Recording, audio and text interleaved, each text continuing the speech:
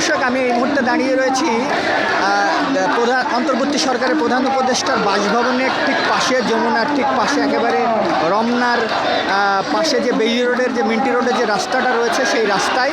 এবং এখানে চাকরি প্রত্যাশীরা তাদের বয়স বাড়ানোর দাবিতে তারা এখানে তাদের আন্দোলন করছে এবং আন্দোলনের তারা স্লোগান হচ্ছে যে 30 নয় 35। এবং সেই দাবিতে চাকরি প্রত্যাশীরা তারা এই মুহূর্তে অন্তর্বর্তী সরকারের বাসভবনের ঠিক পাশে দাঁড়িয়ে রয়েছে। আমরা একটু যদি জুম করে দেখানোর চেষ্টা করি, ঠিক তার অপোজিটেই কিন্তু আইন শৃঙ্খলা রক্ষাকারী বাহিনী পুলিশ সদস্য তারা দাঁড়িয়ে রয়েছে।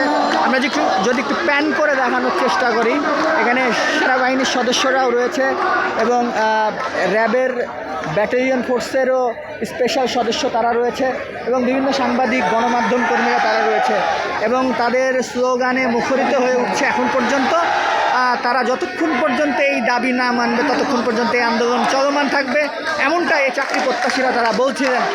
এবং তারা এই 30, এখন বর্তমানে সরকারি চাকরির বয়স সীমা 30 বছর, সেটাকে বাড়িয়ে 35-এ করার যে তাদের দাবি, সেই দাবিতে তারা বাংলাদেশের পতাকা মাথায় বেঁধে তারা বিভিন্ন স্লোগানে মুখরিত করে তুলছে। এই মুহূর্তে অন্তর্বর্তী সরকারের প্রধান উপদেষ্টার বাসভবনের ঠিক পাশেই কিন্তু তারা রয়েছে।